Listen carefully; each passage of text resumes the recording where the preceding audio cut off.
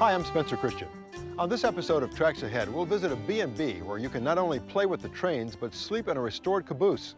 We'll see what a retired NASA engineer does for relaxation, and we'll visit an exhibit that is billed as the most comprehensive display of toy trains in America.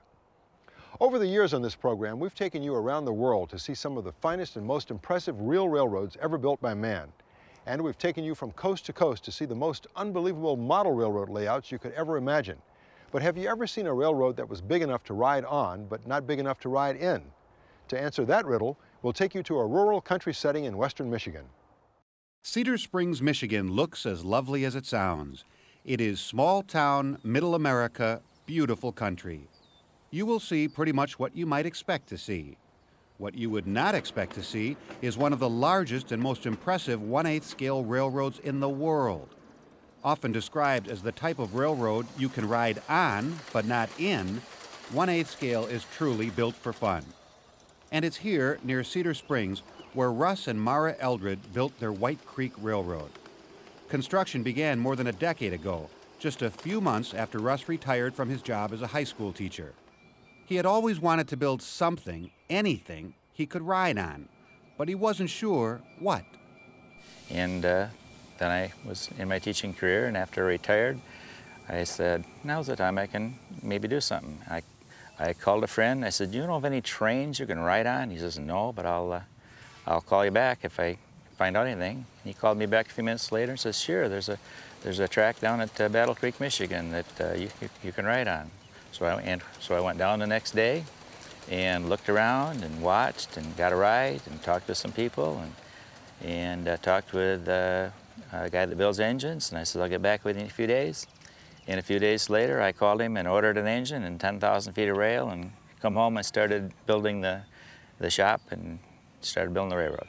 The roadbed was laid out by me, and I walked through the woods with stakes and staked where I wanted the railroad to go, and it took dozens of trips out there and staking various places, and then finally deciding where I wanted the railroad to go. And then I hire in a bulldozer and say, clear a path. And then we start laying track. Back in 1994, Bill Hayes, who's associated with a railroad over on the east side of Michigan, told me there was a fellow that had a trailer park that was putting in a railroad. And he was supposed to have 2 miles of track that he put down in 11 months' time. Now, all of us know you can't put track down that fast. It can't be done. So Bill Hayes, myself, and my neighbor came over to prove this guy a liar. And we got over here to the White Creek Railroad. Sure enough, he had 2 miles of track down. When I originally started, I figured it was going to be a half-a-mile loop and around a pond, and that was going to be it. And then after the half a mile, well, I'd like to go here. So I added a little bit more, and then so the first year we added a mile or 2 total, and then it's been sort of a mile every year thereafter until last year. We're done laying track now. If it looks like it goes on forever, it's because it does. The White Creek Railroad consists of over 5 miles of mainline track laid out over 100 acres of land. It's land on which the Eldreds also operate sites for manufactured housing. The train winds through densely wooded hills and open fields. It meanders across marshy lowlands and past 2 picturesque lakes. There are hundreds of switches and a half dozen trestles ranging in length from 60 feet to more than 300 feet. It's a fantastic piece of property for what we're doing with it because of the variety of the layout and the water and the woods and the hills and the grasslands. And we bought the property mainly for the business, the manufactured housing community. And that's the primary purpose of the business, and the railroad just happened to come along. This is a work in progress, and it took lots of people putting in lots of hours. How did I get dragged into this? A friend of mine, well, I've been in model railroading for many, many years. My uncle used to work for the railroad, so I kind of always had a fondness for the stuff. A friend who had been involved with this stuff on the other side of the state said, I got something you need to see. I said, yeah, okay, fine, whatever. He says, let me see if we can get you invited. So he brought me up here, and I go, this is pretty neat. Which by the end of the day, I walked to Russ and said, so like, I live over here. Do you need some help on Saturdays? Because I can come up most Saturdays. He says, that'd be a change. So yeah, I'm here. I come up here pretty much every Saturday year round, and we're up here anywhere from, maybe the least is 4 hours on a Saturday, as much as 8 or 10. So you figure over the last 4 or 5 years, that adds up a pretty good chunk of time. The 7.5-inch gauge track supports some awfully big pieces of machinery. The locomotives are about 16 inches wide and vary in length from about 3 to 10 feet. The rolling stock, and there's lots of it, is approximately 5 feet long, 1.5 feet wide, and 1.5 feet high. Each one weighs anywhere from 100 to 250 pounds. Engines can be bought ready-made from a variety of manufacturers in the United States. Same thing with cars, rolling stock they're called. Or you can buy them as kits, or kits with all the holes drilled in them. Or you can just buy a pile of steel and start building your own.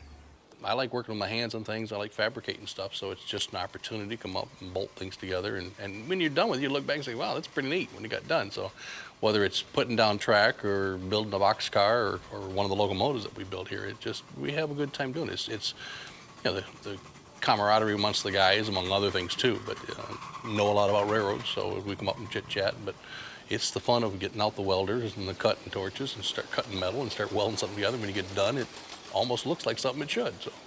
The White Creek Railroad is an operational railroad, meaning that it hosts an average of 10 to 20 trains switching rolling stock at the same time. People come from far and wide, not just to look, but to work this railroad. Well, you actually feel like you're on a full-size train because you're riding the trains when you're going around the railroad. It's really better than the full-size because on the full-size you don't really get the view we do on these because you have the massive engine in front of you that you can't see around too well. I came up from Ridgeway, Virginia, some 800 miles from here. And we come up at least twice a year, sometimes 3 times a year, to play with the trains, meet with the guys. If you think about it, we're one big happy family. If somebody's got a problem, if I've got a problem with something on the engine, nobody's happy here till I'm fixed and able to go out on the railroad and run. So it's just a great hobby for everybody. Well, I'd say each state has anywhere from 10 to 15 to 20 inch-and-a-half railroads. Most people don't even know they exist. They're on private property generally, and unless you know someone that's been there, you don't find out about it. The railroads are unique in the fact they're not a tourist attraction. They're really not open to the public because of liability problems, and we're not geared to haul the public. And that's why most people that have them don't let people know that they're there. I enjoy coming home from work and taking a ride on the railroad. It's very peaceful and quiet and relaxing. It's very enjoyable to have people come and visit and enjoy the railroad with us and enjoy the scenery, and it's I don't know, how do I say it? It's boring when nobody's here. For Russ and Mara Eldred, the White Creek Railroad is more than just a hobby. They have invested countless hours into something now worth hundreds of thousands of dollars. For the Eldreds, it has been worth every hour and every penny. Russ said that his retirement has been so busy, he can't believe he had time to go to work. What does a retired NASA engineer do in his spare time? Well, for Lou Julian, it's creating a world far, far away from the void of space. It's a world filled with trains and trees. It's a beautiful sunny day here in Merritt Island, Florida. For some, it's the place to get a fantastic view of shuttles taking off from the Kennedy Space Center nearby. For others, it's a place to spot rare birds taking off for their yearly migration. It's certainly a nature lover's paradise. With such an abundance of tropical foliage in the area, it's a little bit surprising to see what's inside this house. When you step into Lou Julian's train room, you enter an entirely different ecosystem. You're instantly transported into the world of Pacific Northwestern logging in 1925. It's just about as far from Florida as you can get without leaving the continental United States. Set in Oregon's Cascade Mountains, Lou's Coon Creek Lumber Company layout is a narrow-gauge logging railroad in ON3. Lou has always been intrigued with the logging industry's geared engines. I saw a picture of a Shay geared locomotive, and it intrigued me. Lopsided boiler, gears, vertical boilers, shay. I got interested in geared engines. Geared engines are used in the woods. So from that, I got interested in logging. And logging took place out in Oregon, Washington, California. You know, from Florida, I enjoyed the logging. Lou used both standard and narrow gauge track so people could see the difference between them. Lou has worked with several modeling friends over the years to complete the layout. The backgrounds include photographs of the Rocky Mountains taken by both Lou and his friend Mike Brock. Mike and Lou have been friends for almost 30 years, and they've helped each other on their layouts. It was Mike who came up with the idea to make the layout viewable from several angles, just the way prototype trains are. From the railroad's base in the small town of Stillwater, a single narrow gauge track zigzags up the steep grades into the mountains. Halfway up, there's a yard where the lumber company's shays and climaxes carry loaded log cars to the mill. A mountain layout wouldn't be realistic without plenty of bridges, and this one is no exception. There's a low timber trestle, a big timber trestle, and several cribbed log bridges. The largest trestle, at 6 feet high, 3 feet long, would be 150 feet tall and 600 feet long. Built by Ted Norcross, more than 3,000 Grant Line nut bolt washer castings were used in this trestle alone. The Coon Creek sawmill is modeled after a real mill and took Lou's friend Mark Hankins over 4 years to complete. Although he works on the layout almost every day, running it has never been a top priority for Lou. What really excites him is the scenery, especially the trees. And the trees are everywhere. They are by far the most labor-intensive part of this layout. Some of them tower above the trains and would be over 200 feet tall in real life. Lou makes them by tapering a piece of balsa wood with a wood rasp. He then stains them and drills holes for English sea fern from tree kits. One particular tree here is called the Spar Tree, which is a very large tree used by the logging industry as a type of crane. Rigged as a haystack boom loader to load logs onto cars, the Spar Tree is 100 scale feet tall. While Lou is referred to as the tree guy, Mike is called the dirt guy. For the sake of realism, Mike actually brought some dirt in from Wyoming and North Carolina. The layout's realism is stunning. From the color of the soil to the smallest tree branches, this layout is a tribute to logging railroads. The Coon Creek Lumber Company layout's realism doesn't stop with the way it looks. Lou has also added recorded sounds to enhance the overall experience. While all of the ON3 locomotives are equipped with sound systems, Lou also has his own recordings of geared locomotive noises. Speakers and tape recorders are tucked under the layout where Lou can operate them. When you leave Lou's train room, you leave an entire world. Upon returning to the sounds of palm trees rustling in the breeze and the bright light of the Florida sun, you can't help but wonder if there's a tree guy somewhere up in the Pacific Northwest who just can't get enough palm trees into his layout. Lou was responsible for range safety and had met and worked with all of the astronauts. In a moment, we'll take a leisurely break at the Double K Ranch, where you can sleep in a restored caboose and then take your own garden-scale cars for a ride amidst the cactus and desert critters. First, though, we're going to Sacramento and visit Small Wonders, the magic of toy trains. This exhibit features some 1,000 vintage toy trains, 6 interactive displays, and a 3,300 square foot layout. Markland, Bing, Ives, American Flyer, Lionel.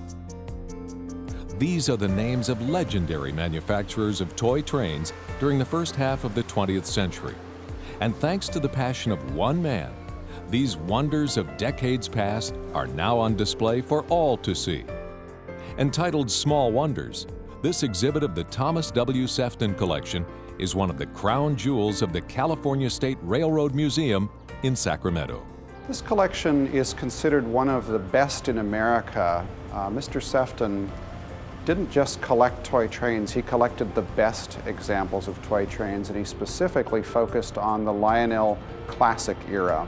So he's got one of the top-notch collections in America. The exhibit was set up to really get visitors sort of into the feel of the toys. So as you go through the exhibit, you actually walk within a toy train station next to a Lionel City train station. And so there's an element of whimsy as you go through. We also wanted it to wow guests because toy trains are colorful, they're fun, and we think we've achieved all those things. A gift from Thomas Sefton, a San Diego banker, the collection represents decades of endeavor by one of this nation's most persistent and savvy collectors. A couple of highlights in the collection that I would mention are the Blue Comet train set and then the Transcontinental Limited. Those were personal favorites of Mr. Sefton's. He spent a long time trying to find the entire set in mint condition. And in this exhibit, we actually use that to then compare against, because those are really Lionel's finest toy trains, we compare those against Europe's finest toy trains. The Small Wonders exhibit takes up about 3,300 square feet and is organized into 6 distinct areas. In the exhibit introduction, that's your first greeting visually to this exhibit. So there's a large vintage graphic and then a very large toy train set coming out of what looks like a giant-sized box. In Collector's Attic, we explore who Thomas Sefton was, what all he collected, and we also take you down a pathway to explain that everyone collects something, and we help people understand that. Toy Trains 101 might alternately be described as the toy train timeline. We sort of explain how toy trains started before electricity, that basically they were push, pull, and wind-up sort of devices. Electricity really changed all that. And of course, the classic era of toy trains are all about electricity. In Lionel City, we take on a look at Lionel itself. Lionel became the greatest toy train manufacturer, not entirely by accident. They were a great marketer, and they also understood that electricity was a force that was going to stay. Some of my favorites in the Lionel City area are actually the oddball items. Lionel dabbled into toy boats as well as toy racing cars. There's also another favorite in one of the other areas that goes down the same pathway. It's the Lionel did a little oven and stove for girls when it was trying to diversify its product line. The operating layout is the part of this exhibit that guests spend the most time at, particularly if they're younger. We set it up to model what a toy train layout might have looked like if you had a wealthy family in the 1920s at the height of the toy train era. Scenery techniques were not well developed. You tended to compress everything. And we've got probably more Lionel accessories than anybody ever owned at one time, but it's a dazzling layout, 4 different tracks operating on 4 different levels. Toy Trains for Everyone makes the leap from post-World War II to the present. The toy train era really has morphed into scale modeling as the main part of the hobby today. Manufacturing techniques changed, they really improved, so manufacturers could make a better model. And the industry moved from it just being for boys and toys to it being an adult hobby. My favorite part is actually right here behind me. Connecting the whole idea of collecting to a real person who had a real vision and who then turned over this vision to the public to enjoy. The more than 350,000 annual visitors who view this unique exhibit have every reason to be extremely grateful for the sharp-eyed passion of Mr. Thomas Sefton.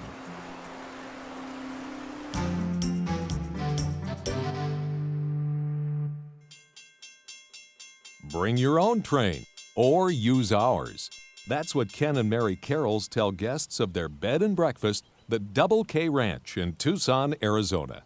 The ranch is more than a place to hang your hat after a long day of touring the sights of the Southwest.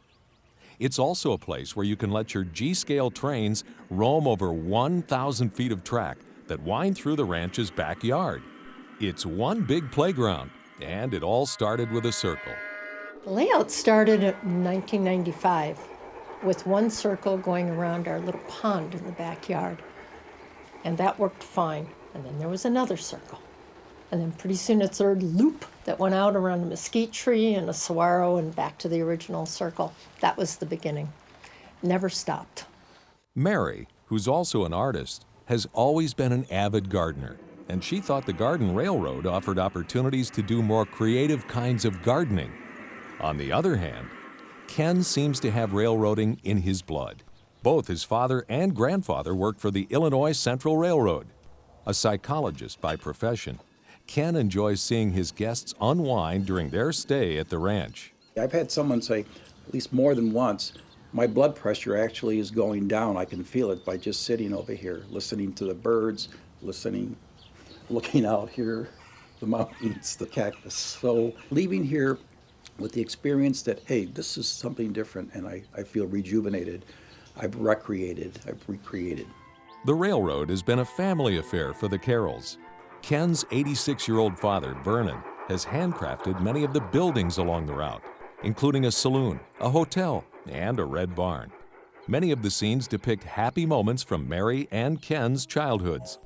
Mary grew up in Wisconsin, so she enjoys the circus train depicted in Baraboo, as well as Level Acres, a farm she spent time on as a child.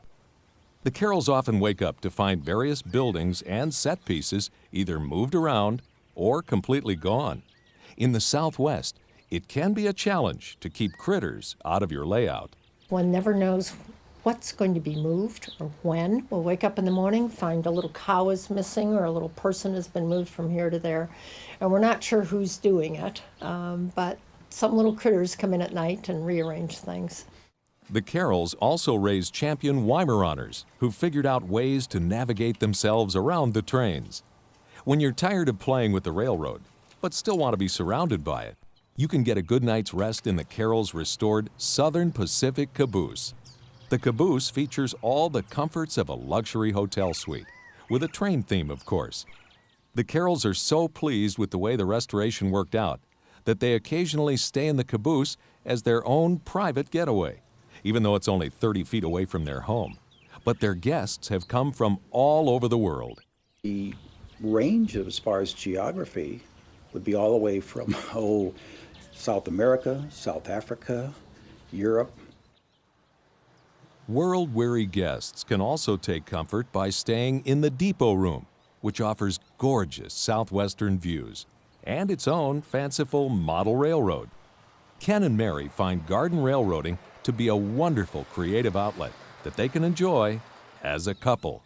I think it's the most creative because it's something we both can do. We can both use our skills and talents. It's something that the Garden Railroad, I think, is unique because it's not just us, but many families, not only here locally, we have about approximately 80 families in our Tucson chapter, but also throughout the country. I find that combination seems to work. We love having garden railroaders come. They are happy campers. Some of them bring their own trains, and if they don't, of course, they can play with the trains here. Garden railroaders are a terrific group of people. We really enjoy having them. And this is what's so unique about this, I think, and our guests who come from across the pond, as I like to say, he said, we're not really strangers, we're just friends who haven't met. I thought that really was about putting it very succinctly in that. And that's the kind of experiences we've had. People will come here from different countries, and then I'll get a postcard, we'll get a telephone call saying, we're back at Heathrow and we arrived and just want to let you know. So that's rather unique, I think. That's the psychic reward and why we do this. That's it for this episode. Be sure to join us next time for more Tracks Ahead.